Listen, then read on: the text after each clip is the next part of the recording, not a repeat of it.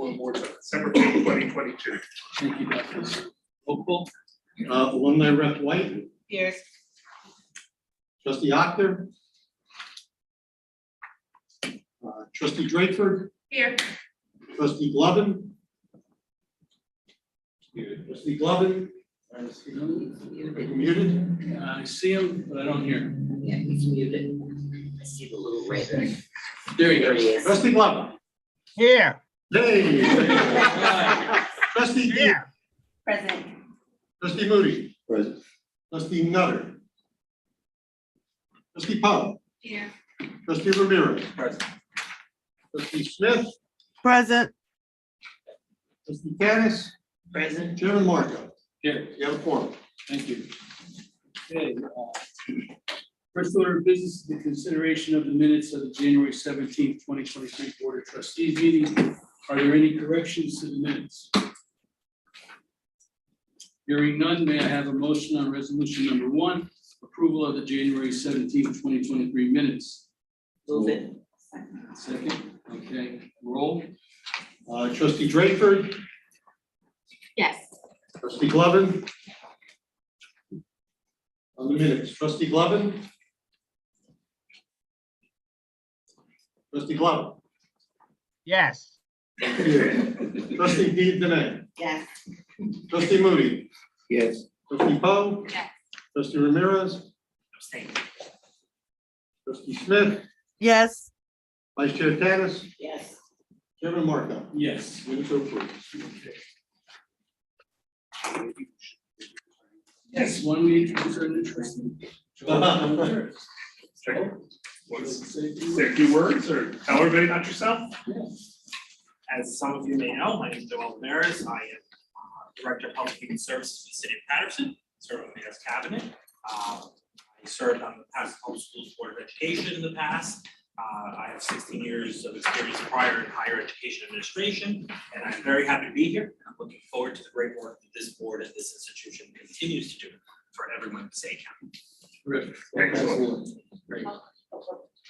Okay, Dr. Rose presentation. Okay.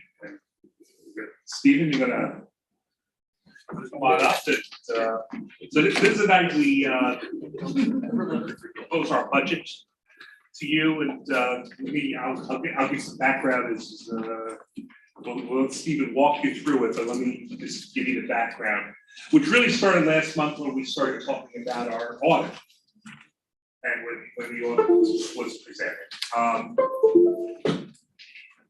These are probably some of the strangest times in higher education we've ever seen.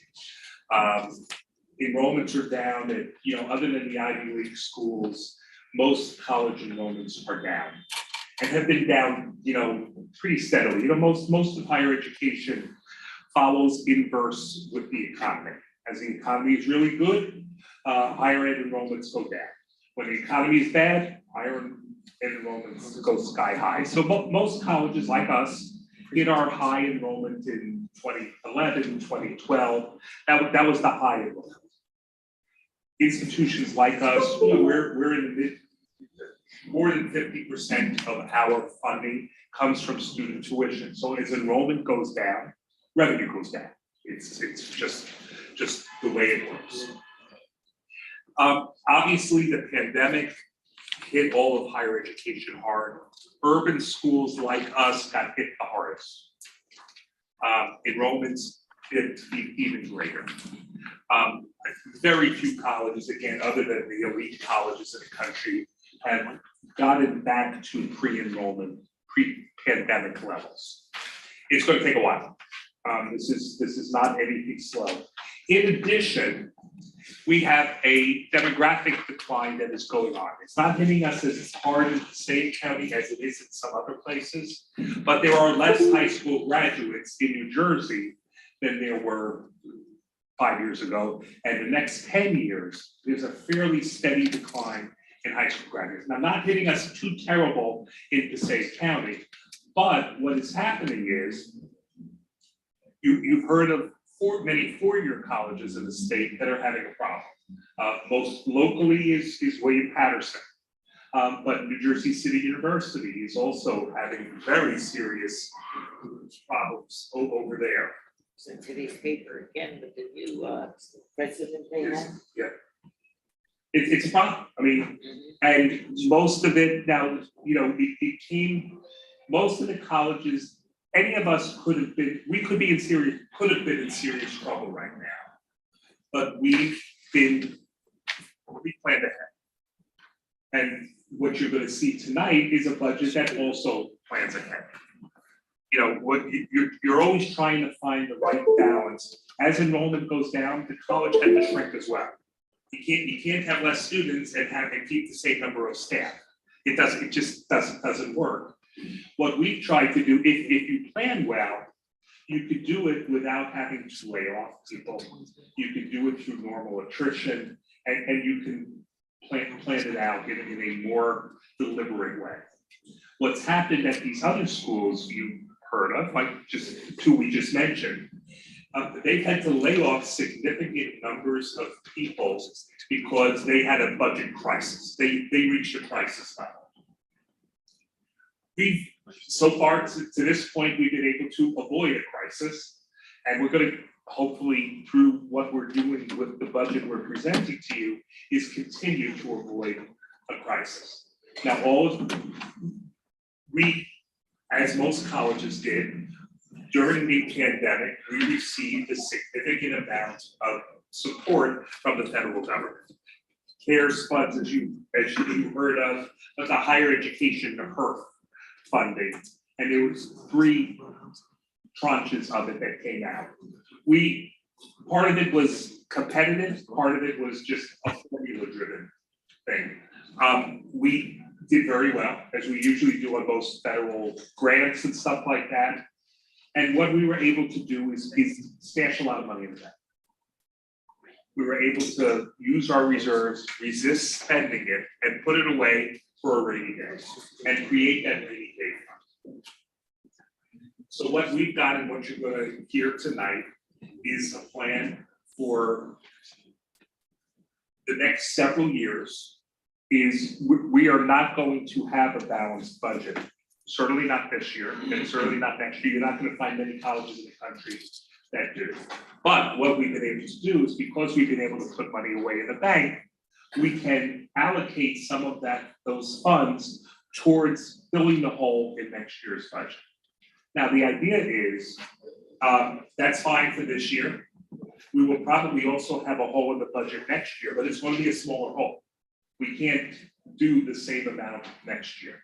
And the year after is going to have to be less. Now, this is the first year that enrollment did not go down. It's really the first year in a long time that enrollment hasn't gone down. So we're up a little. We don't know the exact number yet, but for the year, we're going to be up in enrollment. Not a lot, but it's up. But it's not bad, and that's the important part. We have always planned that next year was the year, and we hope that enrollment post-pandemic will start to increase. If it does, then the monies that we're taking out of our reserves this year to balance next year's budget, we will have to spend it all. And it will create a situation that when we come to a year from now, we'll be putting less money toward it. If we don't, then we're going to have to start cutting more from what we spent. And it's a balancing act here. So that's where we are right now. I mean, we feel good about where we are. We've built adequate reserves. We've got a good 5-year plan going out, as we're not going to be in trouble. And that's what you as trustees, I would hope, would want to hear, is that we've planned in such a way that we haven't overextended ourselves. We're not going to overextend ourselves, and we're in a good position where, as long as we stay on track for the next couple of years, we're fine. So I'm gonna turn it over to Stephen Hardy, who can walk you through the details. Thanks, Dr. Rose. Well, Dr. Rose covered the hard stuff, so the rest will be short and sweet. So really what I want to make sure I cover the operating budget, which includes the operating expenses and revenues. We talk about that, show you the trend for enrollment, introduce the capital budgets. All these documents are in detail in the board packet, but I'm going to give you a good overview. talk about the college reserves, which the president mentioned, and then I'll give you, look into the future, with our 3-year projection. So here I'm just gonna highlight some key numbers here. You have this in detail. So I want to just start with tuition, and specifically I'm speaking to the farthest column, the column that has proposed fiscal year budget 2023-24. Two numbers we have grouped there, I have circled there, the 19.1 million and 3.3 million. We typically group those together, but I want to break them out separately and make sure I explain it. So if you look at the tuition compared to our budget for last year, it's slightly off, even though tuition or credit, the budget for our credit is down. We're moving our projection down from 180,836 to 103,777. The difference in that, while it doesn't look so large in terms of a difference in terms of revenues, we also include an increase in tuition and the tuition rate. So while the total credits are going down, the rate is going up per credit, so it offsets some of that decrease. So that's why that's a minimal change there. The same impact didn't happen for the fees, which usually does. So what we do is we take the load for the last year, we take all the credits, all the courses that were taken by section, and we look at the fees, and we typically use that same structure and we increase the fees, but it's based on the previous year's enrollment. Usually it works out the same, but the increases, if the tuition increases by 4%, enrollment fees increase about the same percent. It just didn't happen this year. We just used the budget last year, and the assumptions were off. So we looked at what the actuals are. So in that first column, we see the 3.2 million. We looked at that and we made it more aligned with the last year audited number. The county usually does a fantastic job supporting us. We get 17.7 there versus 17.25 million. The number I want to draw your attention to is the state aid. That's down slightly, but that's based on our actual payments for this year. What we do is multiply that out, annualize it, and that's what we built the budget on. So that's based on the funding formula by the state. So that's where we came up with the 16.89 million, or practically 16.9 million, if you will.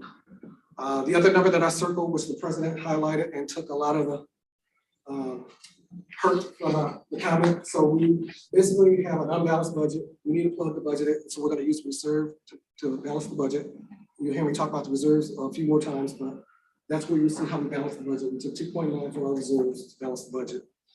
And that gives us a total revenue of approximately $53.4 million compared to last year's, which is 53.6 million roughly. It's a modest decrease, 0.84%, or about $475,000. So we're pretty much in line with last year's budget. Nothing too out of line there. Any comments or questions on the revenue before I move to the next slide? I'll just add, you can tell from looking at these numbers, these are all conservative numbers. We're hoping that the governor, when he does his budget address next week, will have a huge increase for community colleges. But we're not counting on that. And even if he says a huge increase next week, we have to wait till June 30th, so the legislature passes it till we know whether it is or not. We're not going to count on anything before it happens. The number that you see for the county is a number that we've already talked about with the county. That is what will be in the county budget this year. So we're confident. They haven't passed their budget yet, but this is what they are putting in their budget, which they're recommending to the commissioners, and I would assume it will pass. It always has before. The tuition revenue, the fee revenue, again, we're hoping for an increase in enrollment next year, but we're not counting on it. And that's how you don't get in trouble when you do a budget, is by budgeting for things that you don't know are going to happen. So we are going conservative. That the hope is, by going conservative on all these numbers, the $2.9 million plug, we will not need. Well, we may need part of it, but our goal will be next year not to spend that whole $2.9 million, because we'll end up increasing enrollment, we'll end up having more money from the state and everything, but we're not counting on that now. And that's how you avoid getting in trouble, by not being overly aggressive. I did miss one number. I want to point it out. So in the actual column That's 6.1 million, 6.2 million. So that number is significantly higher. Other revenue, budget for the current year, and then the budget, proposed budget of 1.1 million. The reason that number is so high, so that had academic funding, HERF 2 and 3 specifically. So originally we had planned to spread that over 2 years, talking with my peers, talking with the president, the auditors. It just made more sense to get the money faster so we could make it work for us, invest it. So we drew down as much as we could. That's why that number is significantly higher than the current budget and then last year's budget.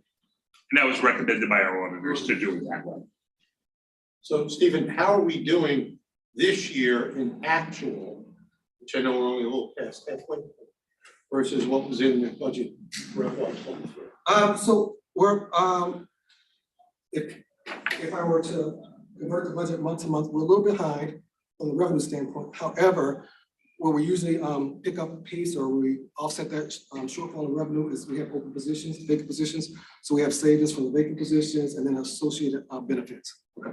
So we're on pace to worst case scenario break even. Question, thank you. So here, again, it's just another way to take a look at it. I always talk about the big three, because if you don't get anything else, there's big three in revenue, big three in expenditures. So the big three, tuition and fees, that's the number we can control, as Dr. Rose said, control in terms of our efforts to grow enrollment and increase. So that represents about 42% of our budget, or $22.4 million. The other number, which we get great support from our county, $17.8 million. And then the next number, which Dr. Rose talked about, is based on the funding formula. It's 13% of our budget, is 6.9 million in state aid. And those are the big three. I usually don't like to show zero in a PowerPoint presentation in terms of percentage right here. I show that because it is an audited number. It's in the audit, so I try to make this reflect the audited numbers. It's actually 0.15%.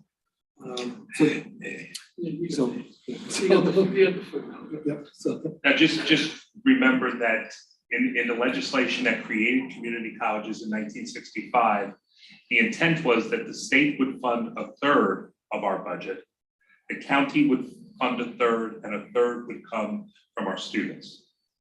So you can see the state is down to 13% of the funding, not a third. County has held up its end of the bargain, but the state has not, and that's the real challenge there.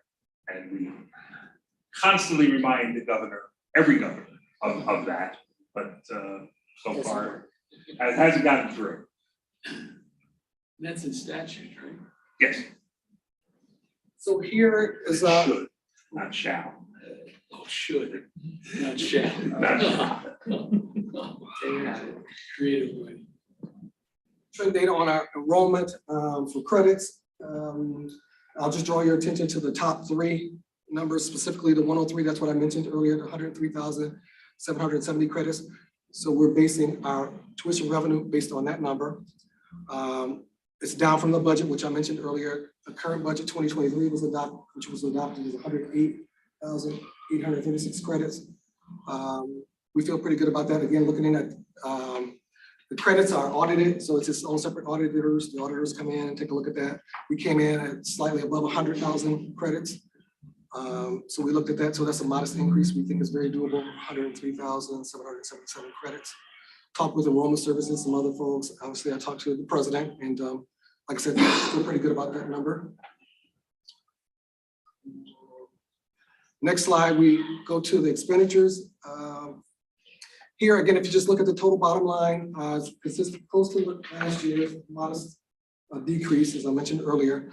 The things that I'll draw your attention to specifically, which be the numbers that are circled.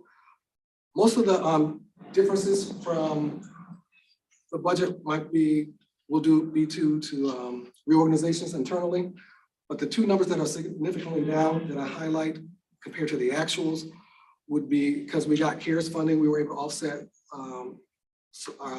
our expenditures for facilities. So we were able to offset some of the labor there. We brought in a part-time workforce, which is 100% funds. We also used that for some of the supplies. We also use it for public safety and then some subscription services. So that's why those two categories are significantly down. It's artificial, so I just want to make that aware. The other number that's down significantly is student services. That's just all vacancies and so it's the salaries and associated benefits. But the two that, again, like I said, I really want to draw your attention to. 14 million is more normal for institutional support. And then operations and maintenance, which is facilities, that's probably definitely going to come in around 7 million or above. Again, it was offset from HERF 2 and 3 funding. And the last number that I have circled here is that big 7.4 million or $7.5 million at the bottom there. That's our surplus for the year. Again, that's HERF funding. We have vacant positions, savings from vacant positions, associated salaries and benefits. And that rolls down to our reserve. And that's what you heard in the audit presentation last month. Right. So this number does match. Thank you, Dr. Lewis. What was reported in the audit. Here, again, another way to look at the expenditures. The bulk of the expenditures are instructions, which makes sense because that's where we make our money. Institutional support, and then operational maintenance make up the big three there. Pretty consistent with last year, with the exception of the HERF funding that I mentioned earlier. Oh, and here, there's a 0%. Again, I just want to highlight that I have the footnote, as the chair mentioned earlier. It's actually 0.46%, but it's an audited category, so I just want to make sure I put it on the report. I like this presentation. This is just the budget, adopted budget versus the actual budget. When you look at our these are the fixed expenditures, the things that we can't avoid. We have to pay salary, fringe, our debt service, our utilities. The number that is circled, that's what's left, that's disposable. That's what we can use for travel, just discretionary type items. So that's not a big number when you think about it on our budget. That we actually can use it for discretionary type things. But that's consistent with last year, 6.2 versus the 6.1. So there, again, there's nothing too unordinary there. Just stay there for a minute. Yes, sir. I mean, you can see we actually cut several positions out of the budget this year. So you see the salaries actually went down. Part of the problem is because health benefits are going up so quickly that fringe benefits actually went up despite the fact that we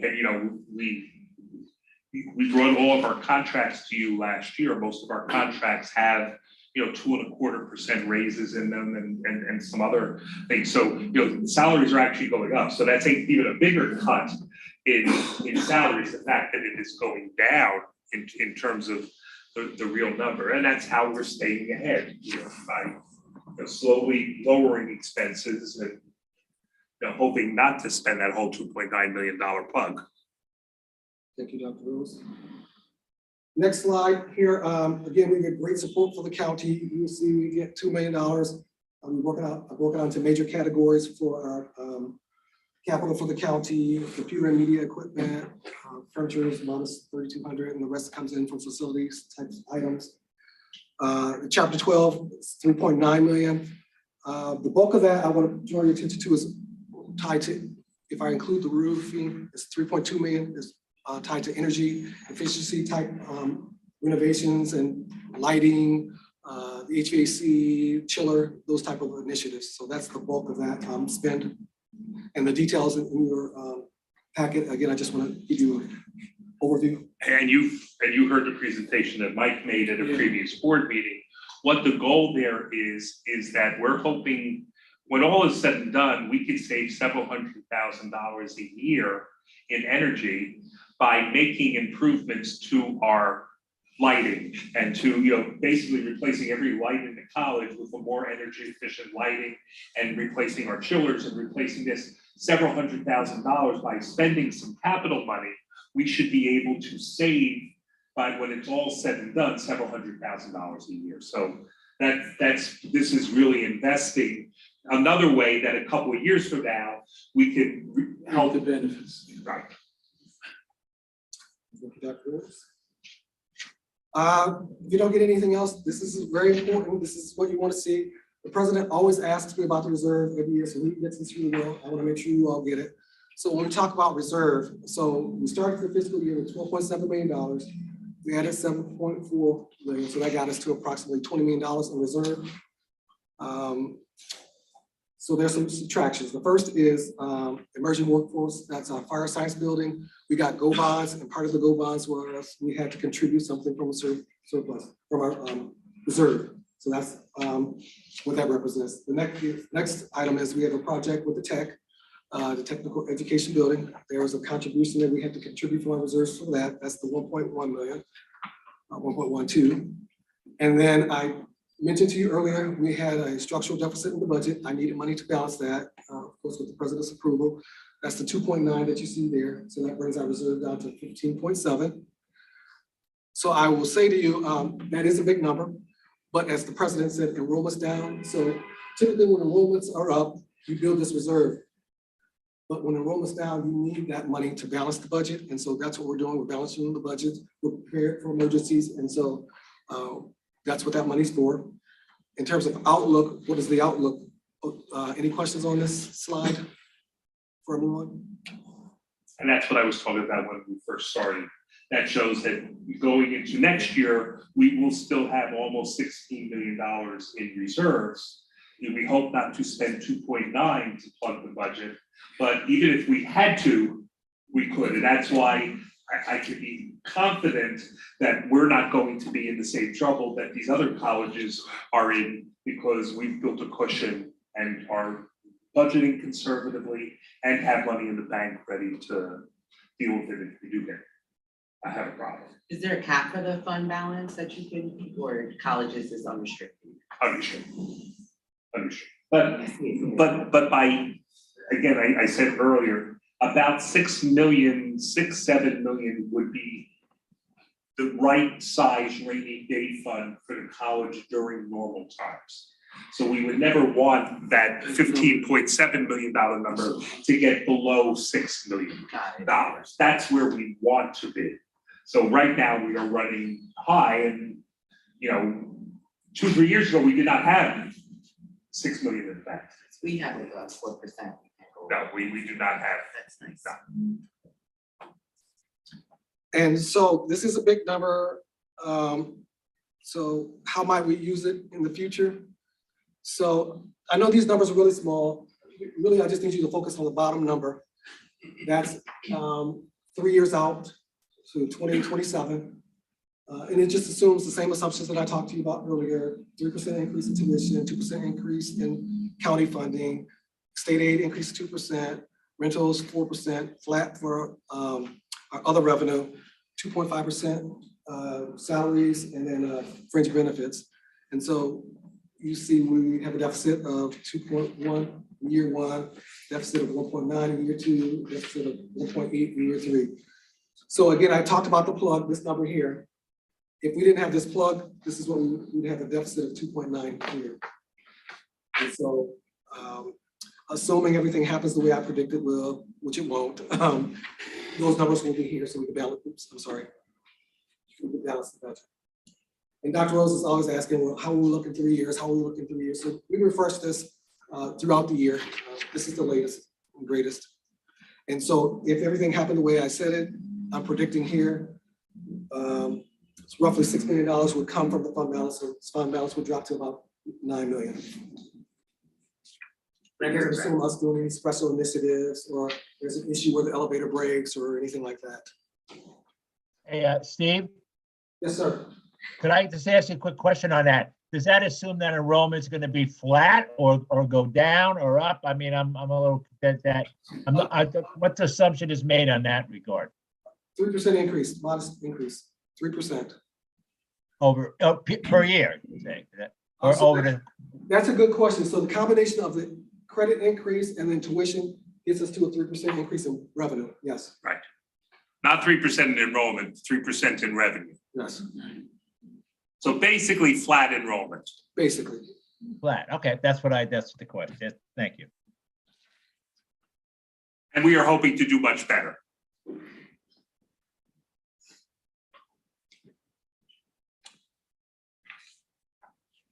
conclude my presentation. If you have any questions, I'm here to answer them.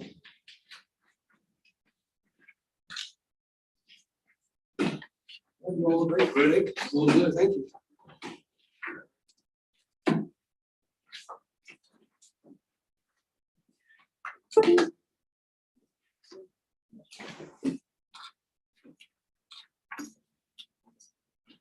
All right, next, we have Tony Taylor, who is our Associate Dean. I don't even remember what her title is. She has so many things. She does so many things around here, that will, but, you know, as we, you know, told you, one of the things we do at the college are these program reviews. We're on a cycle where basically every academic program and our administrative offices go through a process where we do our own little self-study of these programs. Then we get an outside consultant typically who will come in and help us verify that what we're saying is true, and that's how we plan.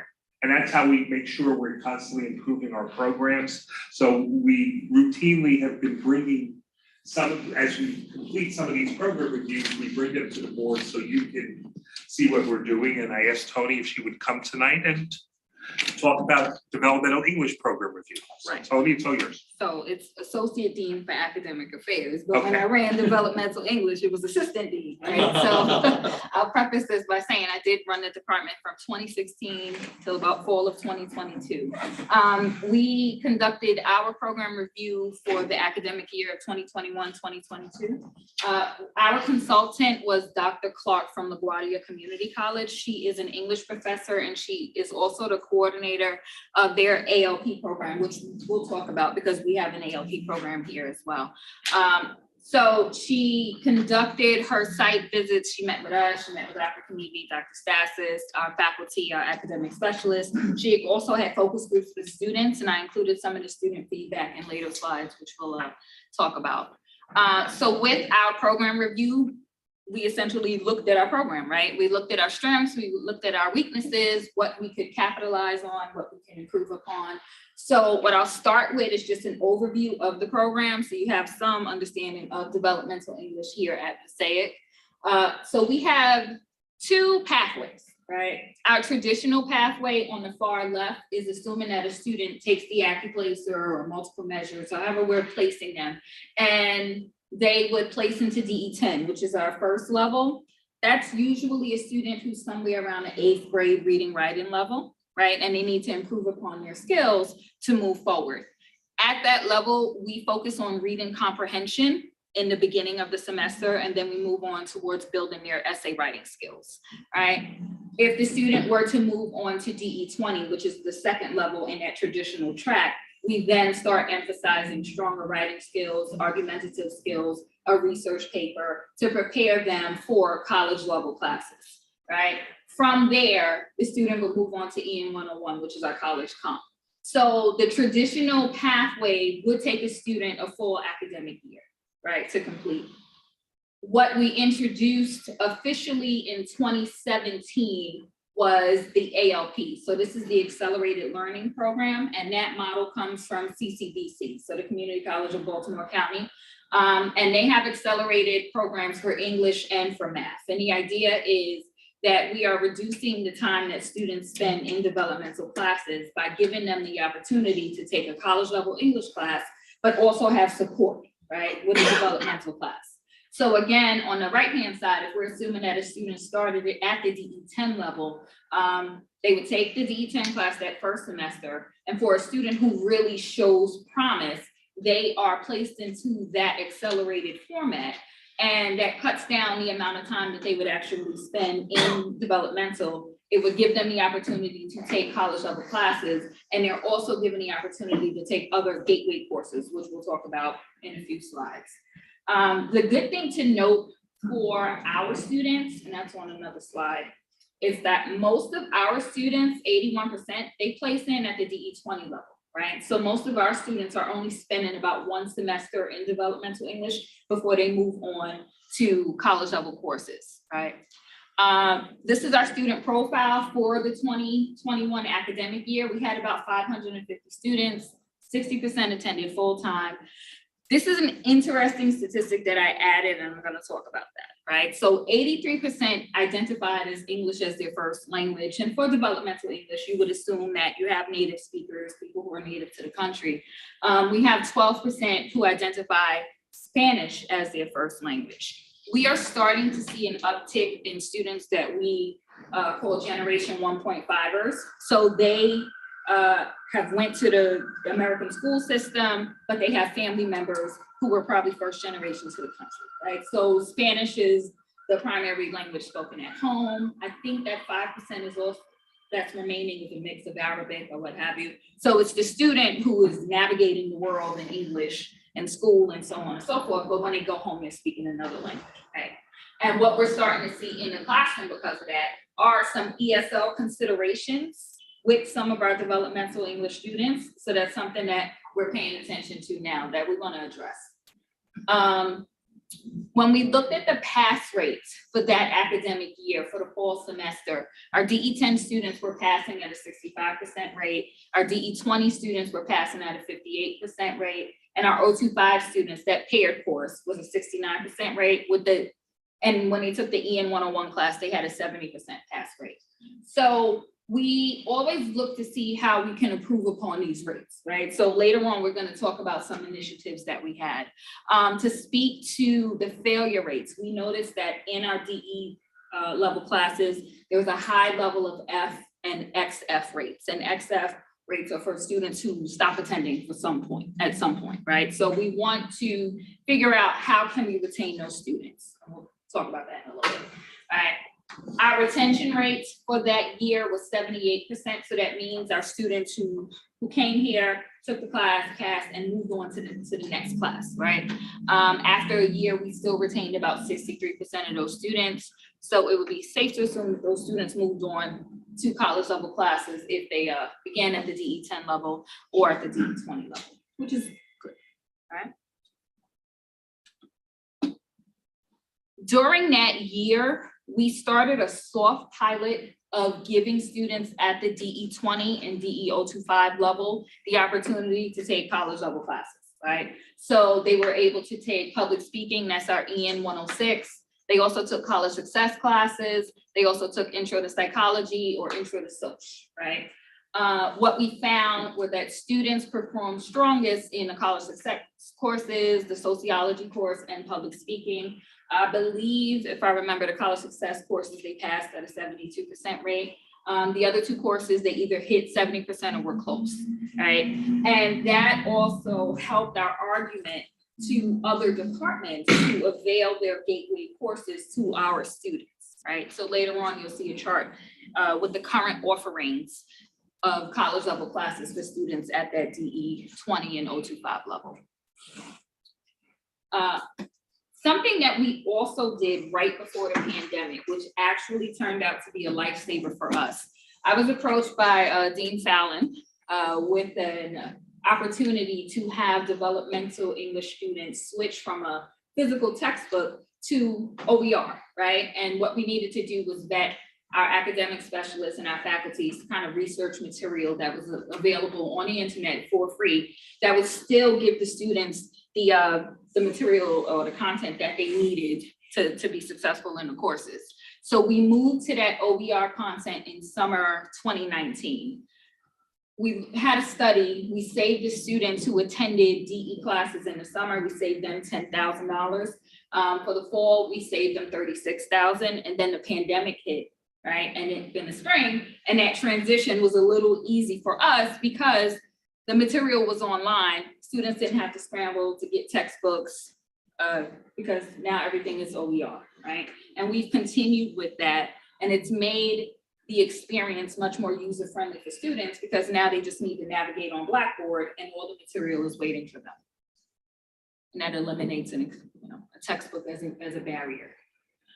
Dr. Clark met with two focus groups of students from, I believe, the DE 20 section and the DE 025 section. And I just felt it was important to include the anecdotal information that she got from students. She asked them a few questions based on their experience in DE. So speaking to the benefits of the course, we had one student say they wanted to improve their English skills. Another student, this is clearly verbatim, right? To start you off getting to know about English courses in the future. On concepts and lessons, you know, you have one student who just really appreciate everything being broken down, because that's what's happening in that classroom experience. We take for granted that the writing process is intuitive, and it's really not, right? It's a process. And some students just need to learn that. So with that second comment, you have the students saying everything, just how to write, how to brainstorm, you know, and we hear so often in those classes that students don't like to write, right? So really taking a step back and tapping into why they don't like to write, and giving them material that'll help them. So made it more fun and easy. We try to use topics that ease them in to the writing process before we just start throwing college level material at them, which we found to be helpful. Another slide was student feedback, attitudes before and after taking the class, right? So we always have students who say they weren't good at writing, you know, but this helped them prepare for writing, incorporating critical thinking. That's a hallmark of the DE 20 experience to get them ready for college level classes, right? Also have students really taking time to follow the writing process, right? You have this one, which really speaks to what we also do in the class. We incorporate a little bit of college success in the class, because some of these students need to be taught how to be a student, right? They're coming from high school. Some of them raise their hand and ask to go to the bathroom and things like that. So there are things that we try to get them prepared for in the college experience, right? Dr. Clark also talked to them about the potential curriculum changes, which I'll talk to you all about in a minute. And she introduced the ideas to the students, and they were excited about it. So essentially, we wanted to move towards a curriculum that incorporated content from some of the majors in the college. So that way the students are prepared. Let's say if they move on to a science class, they have some understanding of what's going on and what's expected of them. So you have a student who says, I love the changes. If I could write about science, it would make the class easier for me.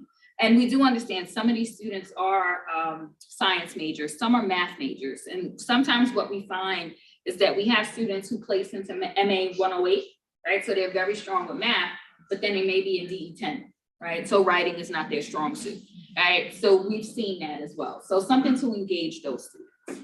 Also down at the bottom, a student just want a combination of content, a culture essay assignment, and an assignment about my major. So they have interests that are mixed, and we want to capture that in the classroom.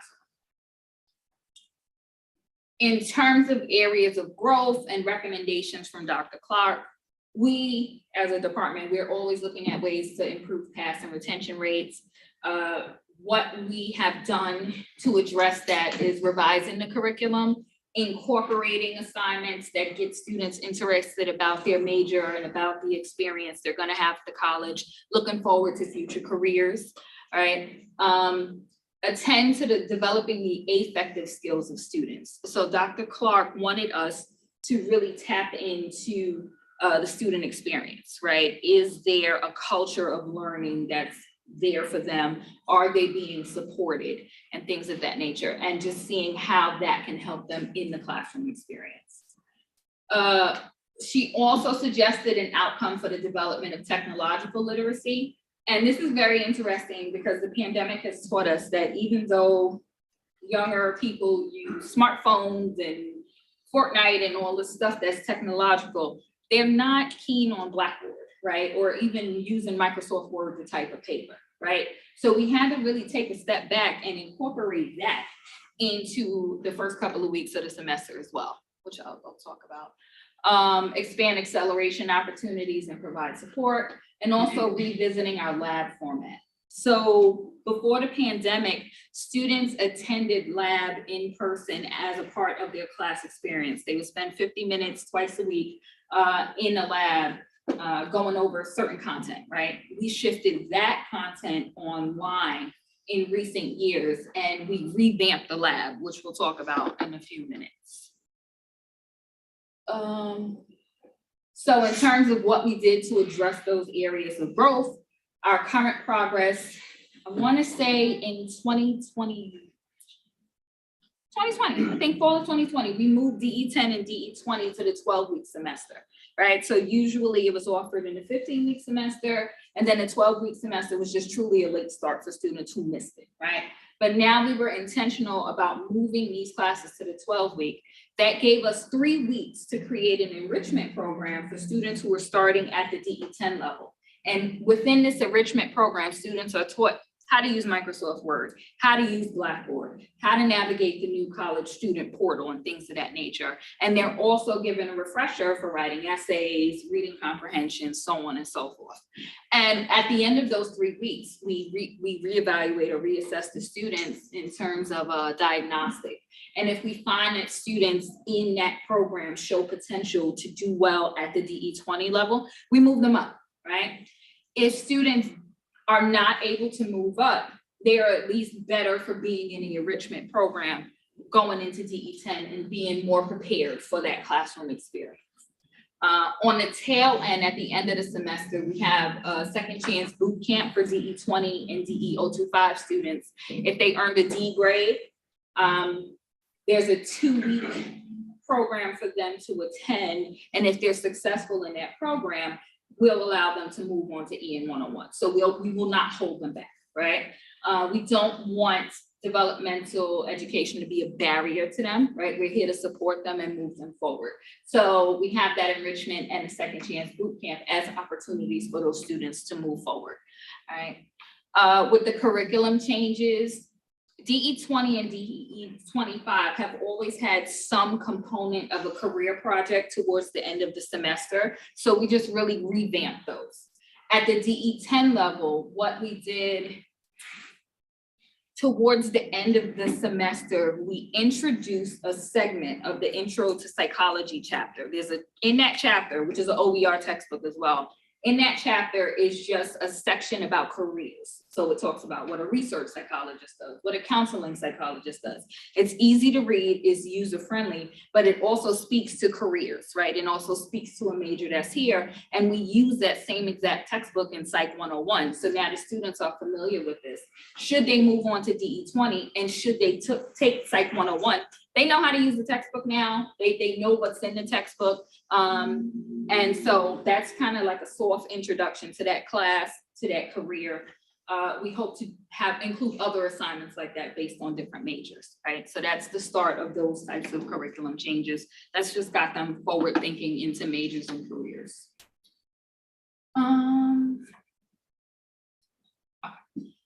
In terms of pass rates, so where we are now as of spring 22, right? DE 10 is a 61% pass rate. Notice DE 20, the pass rate has improved, right, to a 69% pass rate. DE 025 is holding steady at a 66% pass rate.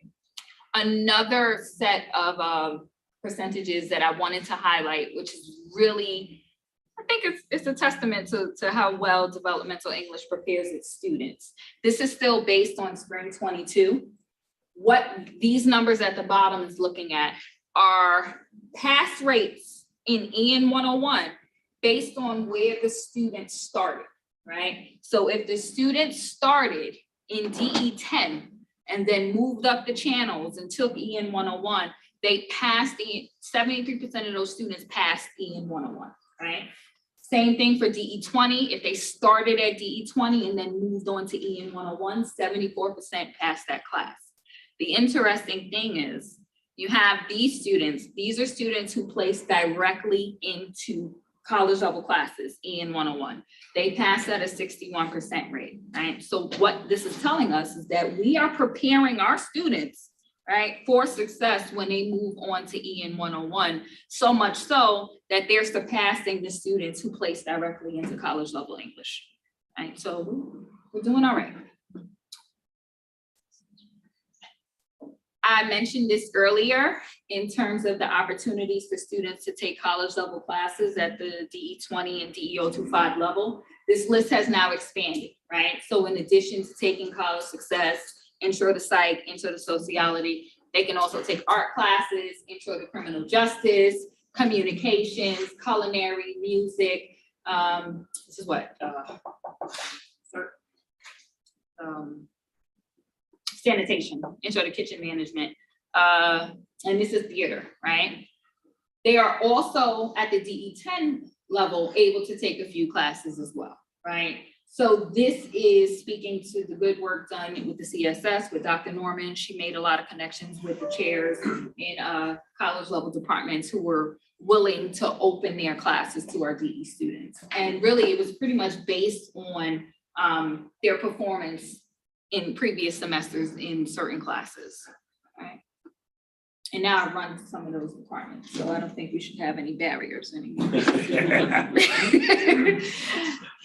And lastly, I think this is our crowning achievement, right? So in revising our lab format, we have a lab in A204 where the students would usually go for their group labs or to use the computers, and they used to have one-on-one study sessions.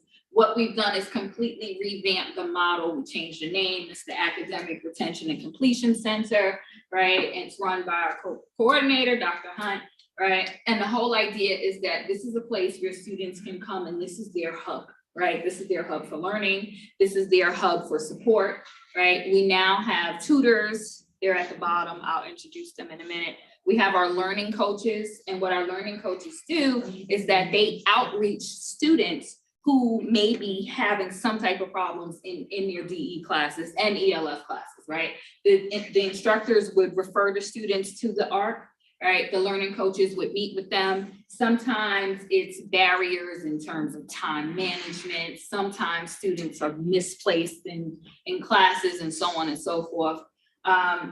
Students can sign up for one-on-one study sessions. Students can come in and just sit there and do their homework, should they choose, right? It's a very welcoming environment. The thing that I'm most proud of is that our 3 tutors down here at the bottom, they have all been through either developmental English or ELS, right? And so they are now serving as peer mentors, right? So Juliana over here, you can't see it too much, she's covered, but she has graduated, she graduated in December and now she's at William Patterson, but she comes back, right? And she's working with the students. Yaidi and Isabella, they are about to graduate. Yaidi was a straight A student in ELS, and she was actually my student in human growth and development. And she reminded me, I didn't remember, I think I talked about ELS at some point during class, and then she approached me once the semester was over about working in the ARC, and she's just been such a great person to work with the students. So I think it's also very encouraging that the students have former students working with them, right? So they'll come in, even if it's just to say hi, right? Or just for some support. We see a lot of students who otherwise wouldn't have anywhere else to go come, right? And it's also a part of retaining them, right? So they're getting the support that they need, and hopefully they can use that experience as a home base to get them through the college experience, right? And maybe they'll come back and work for us. So that's that. Any questions? I have a comment and a question. Yes. I think familiarity with the textbook is awesome because it's like one less thing kids have to worry about or Yes. students have to worry about. The question I have is your gateway courses. Is there any data on that? If kids take if students take gateway courses along with the DE, Mhm. do you have any, like, what the statistics are on that? Because it seems like they would want to stay enrolled instead of leaving, because then they're accumulating. In terms of knowledge. retention rate, Yes. I would have to look that up, but we can get that. We can share it with Dr. But it's working. Yeah, it's working. It's working. Yeah, so we definitely see, it's more of an incentive, because students are, well, why do I need developmental English? But now that we can package it with a college level course, and once they're in the developmental courses, they see the benefit or they see where they needed the assistance. I look at it as, if I'm in college, I need to take some college You got courses it. and not feel like all this remedial stuff. Absolutely. 20 years ago, you came in, if you tested developmental, you took developmental classes. Right, and right. They didn't let you take these classes, Exactly. and that has been a big change, and it's helping. Thank you. Well, that's what I was gonna say. You take 1, 2, 3, and 4 developmental courses, levels, different levels, 3 or 4 levels. And you would also eat up your financial aid, taking all that time. So this kind of combination helps to decrease the amount of time that you're taking it and also helps you maintain your financial aid to be able to take college level courses. Sounds like someone who used to work at a trio program. Yeah. All right. Thank you. Thank you. Very good. Thank you.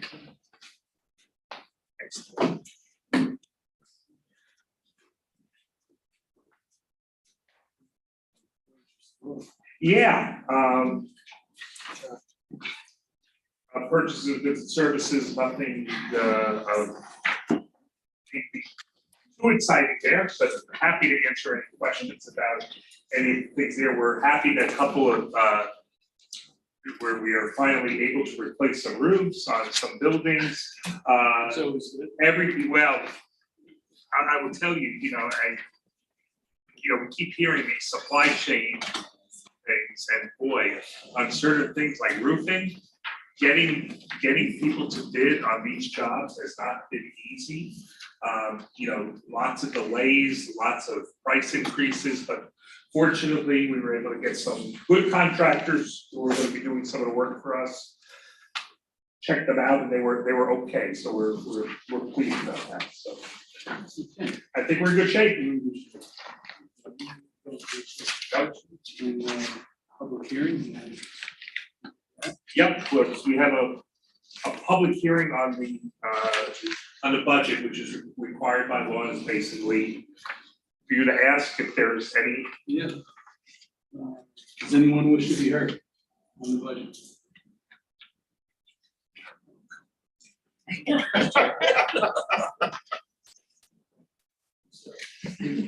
Do a great job. I can understand it than anybody. All right. Actually, I think I have to read the notice of this public hearing was emailed to the Herald News Record and posted on the State County website on the College Boulevard on February 9th, 2023. Then you answered Can I anyone ask wants to hear it, yes. There are no comments, continue the agenda. I may have a motion to adopt resolution number 3, consent resolution items as set forth in the memorandum dated February 21st, 2023. Purchase of goods and services, proposed FY 23-24 budget, personnel items.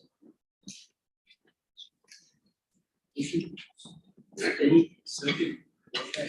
Roll. Okay, on the consent resolution, trustee Drayford, Yes. trustee Lovin, Yes, trustee Giovanni, Yes. trustee Moody, Yes. trustee Poe, trustee Ramirez, Yes. trustee Smith, Yes. vice chair Dennis, Yes. chairman Marco. Yes. Resolution is adopted. Are there any remarks from the public? Yes. Because I haven't met before, I'm Fred Sotaro, I'm the president of the Faculty Association.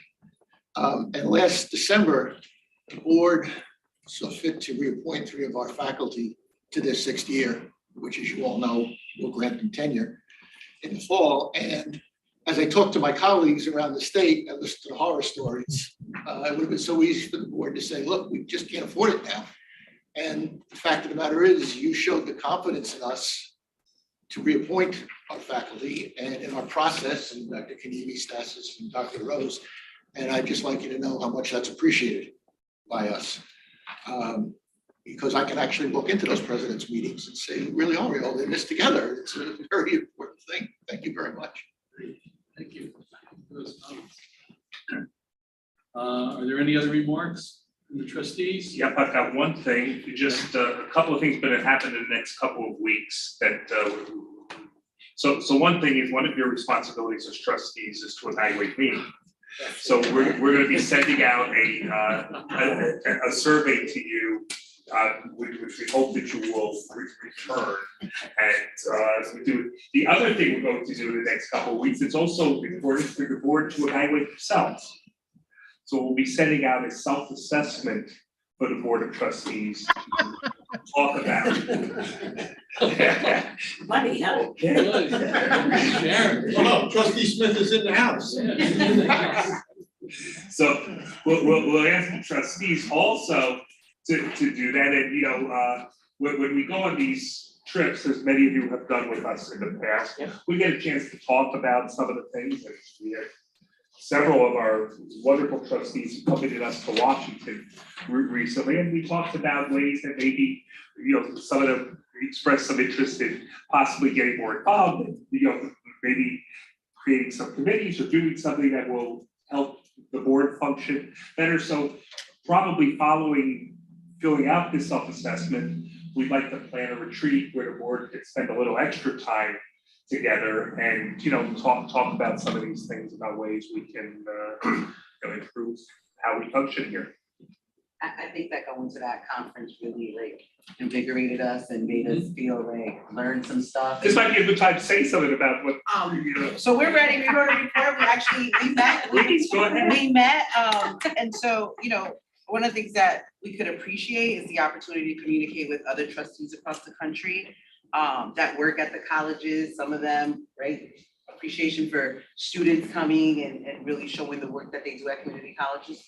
Sometimes people frown upon community colleges, and this was a great platform to just highlight the work that community colleges do and paving the way. And as novice board members, just talking to people and really seeing the commitment that board members of 20, 30 years, there was a guy there that was 50 years involved with community colleges, really gave us a different set of lens, which was well, we need to get more involved, right? So just not coming to events, which is cool to support the college, but really people getting to know just more than a few, just being active board members, right?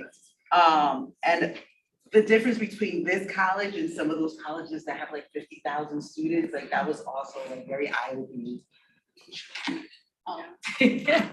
I think that, we went with the intention of feeling like we needed to go to our legislators and kind of rally for our college, our institution, what we need. But I think when we got into the meetings with our legislators, we kind of felt like they were rallying to us, because they're already our partners. We saw where other colleges, they were trying to really get them to work for them, but we did not have to work at all. They really were telling us, what they were doing to support us and, how they were collaborators and partners with us. And it was really, really appreciated. There really was no battle, no uphill, fight with us. So they were on our side and they are on our team. I think that what we also did, we really worked collaboratively with the team. We got to know them better. I think that's an important piece, especially with the retreat, the idea of a retreat. I think that would get us all to, work together a little more, bring some more cohesion to this team, because this is a good team. PCCC is a really great institution. And we talked also to the legislators about the Pell Grant and kind of modifying the Pell Grant to make it more palatable and more useful to our students and the type of students that are now coming to us. As we all know, college is not for everybody. So, partnering and collaborating with other institutions or the high schools to afford them with opportunities to learn a skill set that's more marketable, and get them here and get them out into the workforce. Because if everybody's not looking for a 2-year, 4-year, degree, but giving them a program that they can learn something and become productive citizens in society. So a modified Pell Grant would help, or more flexible. Okay, so we with the Pell Grant, though, the pandemic grades was something that we learned about, where some students didn't do so well, and then they wouldn't be able to apply for that Pell Grant based on their academic status. And so being able to advocate for that to change a bit was really strong on the list that we advocated for. Our partnership and collaboration with the workforce development, improving and expanding upon those programs for career help. We also talked about the SNAP program, where mental health also, those wraparound services for our students here at the college was important. And that was the congressman talking to us about that as well. So it was sort of nice to see that we were aligned And just, overall, as a new trustee, I think that we learned how to become better advocates. It was really cool. I went into to get like a pamphlet in Mike E. Sherrill's office, and I was able to go back and talk about my experience as an adjunct here at the college. And just seeing everybody making their point. And the people taking notes and getting back to us and even repeating what we said. So it kind of felt heard, that it wasn't just, we were just not going there and say, I'm dropping off this nugget, see you later. It was sort of like, okay, let me make sure I got this. And New Jersey has a strong community college council, so that was nice to see. And they are leaders among the nation, so that made me sort of proud. And I have that little community college pin that I was like, yeah, New Jersey Community College. So yeah, it appears that this institution is in the forefront, but I think it's the leader that keeps them in the forefront. Someone looked at us and said, they said Dr. Rose was like sage for the state. So, so I guess, the leader is who, he's the leader. He leads us all. And that was really interesting. And I kind of chuckled when they said that in the room, because he is paving the way. He is leading, the institutions, and he's taking charge across the state. You could see that visibly when we were at the meetings. I think that too, for us, and Ms. Poe was with us as well, and she's not speaking because this wasn't her first conference, so she kind of threw it over to but she did have a big part in talking about the committees and interested in kind of developing the committees and being a part of the committees as a trustee and getting more involved and not just coming to the monthly meetings, but being actively involved in the ongoings of the, institution here. And so I think that's where that came from, because I think we did learn to be better advocates, but we want to be better trustees. So that's what that was about. And that's what I think we learned, we brought from the conference. And I think even just, like I said, collaborating and getting closer in understanding of these guys. Mr. Glovin was with us as well. He's back on the video now. He's not with us here, but he was with us as well, and so was Todd. So we had a really good conference, and just developed a better rapport as trustees and a collaborative team.